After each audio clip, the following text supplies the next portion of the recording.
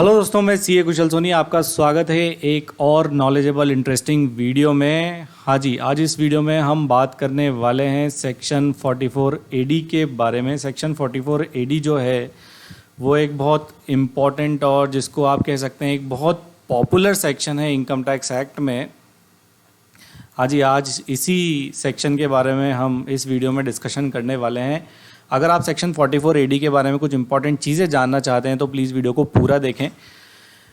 अगर आपको ये वीडियो पसंद आए तो वीडियो को लाइक भी ज़रूर कर दें। अगर आप हमारे फेसबुक पेज पे या यूट्यूब चैनल पे नए हैं तो प्लीज़ पेज को लाइक कर दें और चैनल को सब्सक्राइब भी ज़रूर कर दें। आइए देखते हैं सेक्शन 44 एडी के बारे में, जो बात करता है प्रेजेम्पटिव टैक्सेशन के बारे में। प्रेजेम्पटिव टैक्सेशन आप जैसे कह सकते हैं कि प्रेज्यूम कर लीजिए आप अपना एनपी, जो भी आपका नेट प्रॉफिट है वो आप जो आपका टर्नओवर है उस पर एक सर्टेन परसेंटेज लगा के, परसेंटेज कितनी होगी उसके आगे बात करेंगे। ये प्रेज्यूम कर लीजिए कि आपका इतना प्रॉफिट है और रिटर्न फाइल करते वक्त उतना प्रॉफिट आप उसमें डिक्लेयर कर दीजिए, तो ये हो जाएगी आपकी प्रेजम्पटिव टैक्सेशन, जो कि सेक्शन 44 एडी जिसकी बात करता है। One of the most popular section है इनकम टैक्स एक्ट का। कई सारी इनकम टैक्स रिटर्न, कई सारे एसएसीज जो हैं इस सेक्शन 44 एडी का बेनिफिट लेते हुए हर साल इनकम टैक्स रिटर्न फाइल करते हैं। तो आइए देखते हैं सेक्शन 44 एडी जो बात करता है प्रेजम्पटिव टैक्सेशन के बारे में क्या कहता है। हाँ जी, सबसे पहले बात करते हैं एलिजिबल एसएसीज की, कि कौन से ऐसे एसएसीज हैं जो एलिजिबल हैं सेक्शन 44 एडी का बेनिफिट लेने के लिए।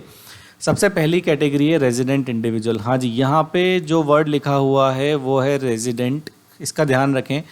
नॉन रेजिडेंट जो है वो 44 एडी का बेनिफिट नहीं ले सकते हैं, सिर्फ रेजिडेंट इंडिविजुअल ही सेक्शन 44 एडी का बेनिफिट यहाँ पे फर्स्ट पॉइंट में जो है वो ले सकते हैं। अगर आप एनआरआई हैं तो आप सेक्शन 44 एडी का यूज़ नहीं कर सकते हैं। आप प्रेजेम्पटिव टैक्सेशन आपके लिए इनकम टैक्स एक्ट 1961 में नहीं है।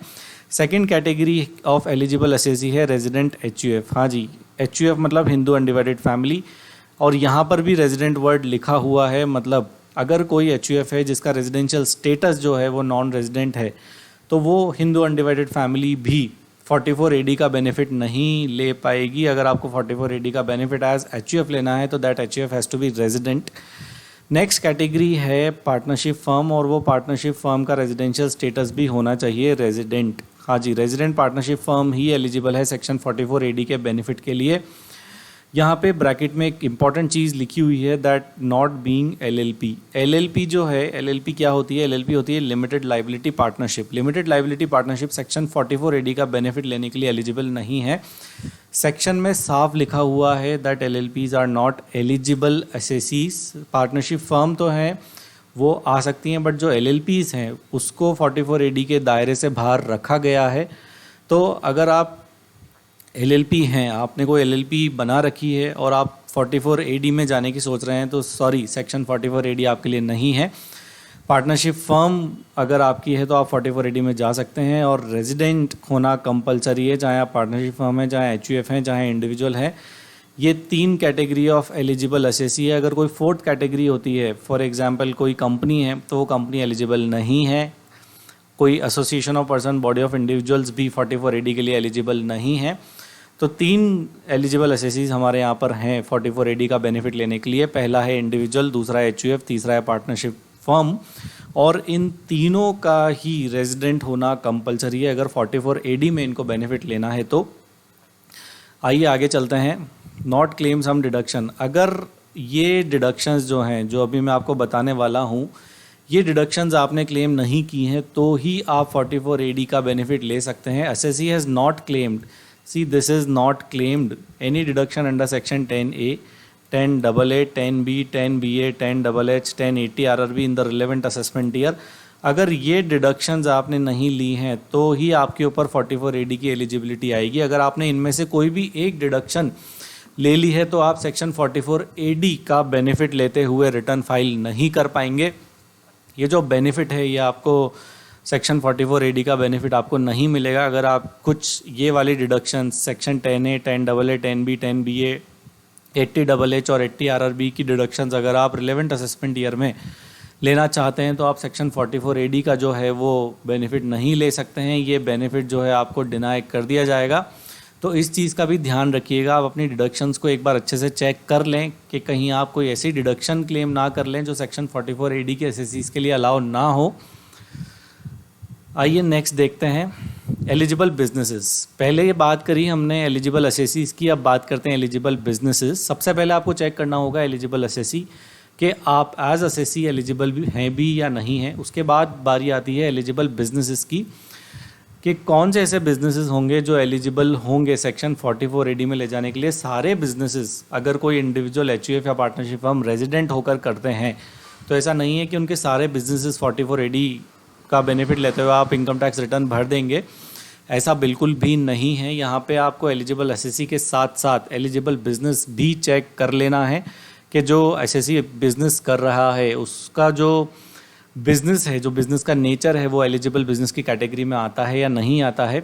SSC should engage in any business except as below mentioned. जो नीचे ये जो 4 नेचर ऑफ बिजनेसेस दिए हुए हैं, इनके अलावा अगर कोई भी बिजनेस एसएससी करता है तो वो सेक्शन 44 AD का बेनिफिट लेते हुए अपनी इनकम टैक्स रिटर्न फाइल कर सकता है। हाँ जी, तो देखते हैं कौन कौन से बिजनेसेस, कौन कौन से प्रोफेशंस के लिए सेक्शन 44 AD अलाउ नहीं है। पहली कैटेगरी आती है profession. Profession as referred to in section 44 AA subsection 1। हाँ जी, यहाँ पे इनके लिए एक स्पेसिफिक सेक्शन भी है इनकम टैक्स एक्ट में, सेक्शन 44 ADA, जहाँ पे आपको मिनिमम 50% प्रॉफिट डिक्लेयर करना होता है। तो यहाँ पे 44 AD की अभी हम बात कर रहे हैं इस वीडियो में। तो प्रोफेशन अगर कोई है और वो डिफाइंड है सेक्शन 44 AA सबसेक्शन 1 में। आपको एग्जांपल दे देता हूँ, सेक्शन 44 AA सबसेक्शन 1 में कौन कौन से प्रोफेशन डिफाइंड है। जैसे प्रोफेशन ऑफ चार्टर्ड अकाउंटेंसी हो गया, प्रोफेशन ऑफ डॉक्टरशिप हो गया, प्रोफेशन ऑफ लॉयर हो गया, आर्किटेक्ट्स हो गए, फिल्म स्टार्स हो गए। तो ये जो प्रोफेशनल्स हैं ये 44 AD का बेनिफिट नहीं ले सकते हैं। इनको स्पेसिफिकली इस तरह के बिजनेसेस को स्पेसिफिकली एक्सक्लूड यहाँ से किया गया है। इनके लिए एक स्पेसिफिक सेक्शन जो है वो प्रिस्क्राइब्ड है, सेक्शन 44 ADA। आप उसमें मिनिमम 50% प्रॉफिट डिक्लेयर करके उस सेक्शन का बेनिफिट लेके जो है रिटर्न फाइल कर सकते हैं। आइए देखते हैं सेकंड कैटेगरी की। सेकंड कैटेगरी है earning income in the nature of commission और ब्रोकरेज। अगर आपका कोई ऐसा बिजनेस है जहाँ पे आप इनकम अर्न करते हैं जिसका नेचर कमीशन या ब्रोकरेज का है, जैसे फॉर एग्जांपल अगर कोई प्रॉपर्टी ब्रोकरेज है या फिर कोई शेयर ब्रोकर है या फिर कोई कमीशन एजेंट है किसी कंपनी का, तो अगर इस तरह की इनकम है तो ये वाले एसएससीज भी सेक्शन 44 AD का बेनिफिट यहाँ पे नहीं ले पाएंगे, ये भी यहाँ पे बाहर हैं। थर्ड कैटेगरी है एजेंसी बिजनेस। अगर आपने किसी बड़ी कंपनी की, किसी अच्छी कंपनी की एजेंसी ले रखी है तो आप सेक्शन 44 AD का बेनिफिट नहीं ले सकते हैं, ये बेनिफिट आपको डिनाई कर दिया जाएगा। नेक्स्ट कैटेगरी है बिजनेस ऑफ प्लेइंग, हायरिंग और लीजिंग गुड्स कैरेज। हाँ जी, यही इस जो fourth category of eligible business है इसको एक्सक्लूड करने का पर्पज़ है ये सेक्शन 44 AE। यहाँ पे एक स्पेसिफिक सेक्शन दिया गया है इनकम टैक्स एक्ट में, सेक्शन 44 AE। इस सेक्शन पे भी कभी वीडियो बना के डिटेल में डिस्कशन करेंगे सेक्शन 44 AE के बारे में। जो ट्रक की हायरिंग है, प्लेइंग है, लीजिंग ऑफ गुड्स कैरेज है, इस नेचर का जो बिज़नेस है वो भी सेक्शन 44 AD से बाहर रखा गया है। सेक्शन 44 AD से बाहर रखने का रीज़न है कि एक स्पेसिफिक सेक्शन है इनकम टैक्स एक्ट में, वहाँ पर जाकर ये एसएससी जो है वो रिटर्न फाइल कर सकते हैं। कैपेसिटी ऑफ ट्रक के अकॉर्डिंग वहाँ पे इनकम डिक्लेयर करनी होती है सेक्शन 44 AE में। तो ये 4 एलिजिबल तो ये 4 बिजनेसेस हैं जो स्पेसिफिकली एक्सक्लूड हैं एलिजिबल बिजनेस से सेक्शन 44 AD में। अगर इन चारों में से कोई भी बिजनेस या प्रोफेशन आप परस्यू करते हैं तो आप सेक्शन 44 AD का जो बेनिफिट है वो आप नहीं ले पाएंगे। Sorry, turnover limit. हाँ जी, अब बात करते हैं कि आपकी टर्नओवर लिमिट कितनी होनी चाहिए। ऐसा बिल्कुल भी नहीं है कि आपका टर्नओवर कितना भी हो, किसी भी लिमिट तक हो, आप सेक्शन 44 AD का बेनिफिट ले सकते हैं। नहीं, ऐसा नहीं है। ये सेक्शन एक छोटे एसएससीज को बेनिफिट देता है। जो छोटे एसएससी हैं, जो बहुत ज़्यादा बुक्स ऑफ अकाउंट्स मेंटेन नहीं कर सकते, हर bill voucher record maintain properly वो नहीं कर सकते, वो डबल एंट्री सिस्टम अकाउंटिंग पर ज़्यादा पैसे खर्च नहीं कर सकते, जो एक रेगुलर अकाउंटेंट हायर नहीं कर सकते, ये सेक्शन जो है इम्पोर्टेंटली उन एसएससीज के लिए है। तो यहाँ पे टर्नओवर की भी लिमिट है। आइए देखते हैं टर्नओवर की लिमिट क्या है। Total turnover oblique gross receipts. हाँ जी, turnover oblique gross receipts in the previous year of the eligible business should not exceed ₹2 crore. हाँ जी, 2 करोड़ से ज़्यादा जो है वो एक्सीड नहीं करना चाहिए आपका टर्नओवर या फिर ग्रॉस रिसीट। अगर 2 करोड़ से एक्सीड करता है तो आप सेक्शन 44AD का बेनिफिट नहीं ले पाएंगे। मतलब सीधे सीधे जो सेक्शन है वो छोटे असेसीज, छोटे टैक्स पेयर्स को बेनिफिट देता है। अगर आप इस टर्नओवर लिमिट से एक्सीड करते हैं तो सेक्शन 44AD का बेनिफिट आपके लिए नहीं है। आइए आगे चलते हैं। Consequences above conditions are satisfied. जो हमने पहले पीपीटीज़ में जो भी कंडीशंस देखी, अगर वो कंडीशन सेटिस्फाई हो जाती हैं तो उसके क्या कॉन्सिक्वेंसेज होंगे, अब असेसी को क्या करना है, किस तरीके का बेनिफिट जो है वो असेसी को मिलेगा। आइए देखते हैं पॉइंट नंबर 1 में। Assessee can voluntarily declare higher income in his return. Assessee जो है वो वॉलंटरीली अपनी रिटर्न में जो है हायर इनकम डिक्लेयर कर सकते हैं। यहाँ पे 2 रेट दी हुई है इनकम डिक्लेयर करने की टर्नओवर बेस्ड। एक तो लिमिट है 8%। हाँ जी, टर्नओवर पे 8% रेट लगा के आप अपना प्रॉफिट डिक्लेयर कर सकते हैं। अगर आपका जो टर्नओवर है, जो रिसीट्स है वो बैंकिंग चैनल में आती है, बैंकिंग चैनल मतलब चेक्स में आती है, NEFT आती है, RTGS आती है, IMPS आते हैं, तो इस तरह की रिसीट्स जो बैंकिंग चैनल में आ रही है, आप उन रिसीट्स पे 6% प्रॉफिट भी डिक्लेयर कर सकते हैं। मतलब 8% से 2% कम, 6% तक प्रॉफिट बैंकिंग टर्नओवर पर आप डिक्लेयर कर सकते हैं। तो आप 6% या 8%, what ever be your case, उससे ज़्यादा अगर आप डिक्लेयर करना चाहें तो भी आप हायर इनकम अपनी रिटर्न में डिक्लेयर कर सकते हैं। कोई मना वाली बात नहीं है। ऐसा नहीं है कि आपको 6% या 8% बिल्कुल फिक्स ही डिक्लेयर करना है। आप 12%, 15%, 20%, 25% according to your NP, according to your net profit आप जो है वो रेट डिक्लेयर कर सकते हैं। सेकेंड पॉइंट में देखते हैं, all deductions under section 30 to 38 including depreciation and unabsorbed depreciation are deemed to have already been allowed. अगर आपने सेक्शन 44AD का बेनिफिट लिया है और फॉर एग्जांपल आपने 11% NP डिक्लेयर करके रिटर्न फाइल करी है, तो ये मान लिया जाएगा कि जो डिडक्शन है सेक्शन 30 से सेक्शन 38 तक, जिसमें डेप्रिसिएशन भी आ जाता है, ये मान लिया जाएगा कि ये डिडक्शंस आपने ले ली हैं और आपको अलाउ कर दिए गए हैं।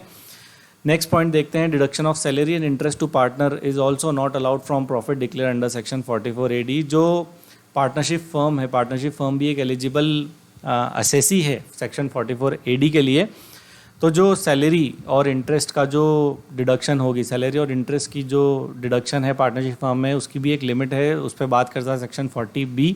इस पर भी हमने एक वीडियो बनाया हुआ है, आप चाहें तो वीडियो डिटेल लेने के लिए पूरी देख सकते हैं।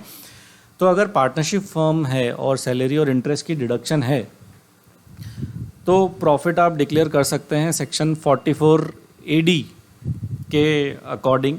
तो यहाँ पे इंटरेस्ट और सैलरी टू पार्टनरशिप फर्म की एडिशनल डिडक्शन जो है वो आपको नहीं मिलेगी।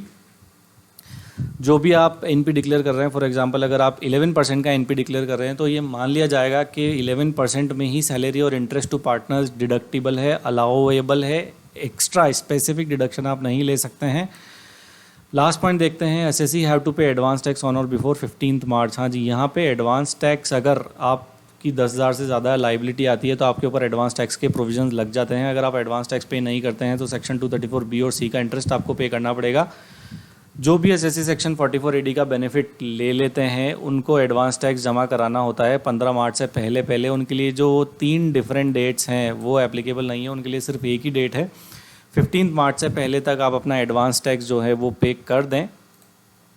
Consequences of declaring lower income. हाँ जी, ये एक बहुत इंपॉर्टेंट PPT है, इस PPT को ध्यान से देखिएगा। अगर असेसी जो है वो लोअर इनकम डिक्लेयर करता है, लोअर इनकम मतलब 6% या 8% से कम इनकम डिक्लेयर करता है, तो क्या कॉन्सिक्वेंसेज होंगे उस असेसी के ऊपर।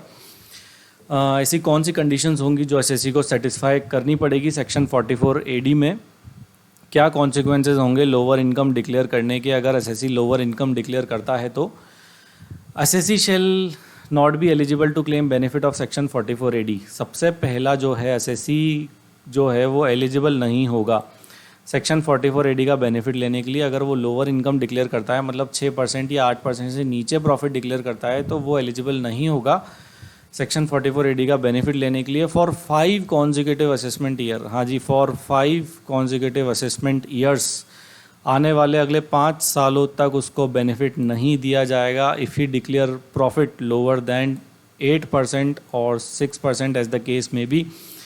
अगर एसएससी लोअर प्रॉफिट डिक्लेयर करता है तो आने वाले 5 सालों तक उसको सेक्शन 44 एडी का बेनिफिट नहीं दिया जाएगा। अगर उसने 8% या 6% what ever be the case applicable से कम प्रॉफिट जो है वो डिक्लेयर किया है तो और भी इसके कॉन्सिक्वेंसेज हैं, देखते हैं क्या है। सबसे पहले पॉइंट में SSC have to maintain books of accounts. SSC को बुक्स ऑफ अकाउंट जो है वो मेंटेन करनी पड़ेगी for 5 consecutive assessment years as per section 44AA।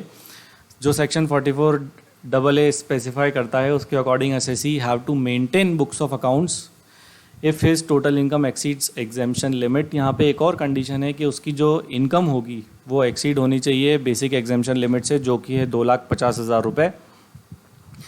Next important point है जो एसएससी को कंप्लाई कर देना है अगर वो जो है लोअर इनकम डिक्लेयर करता है 8% या 6% से।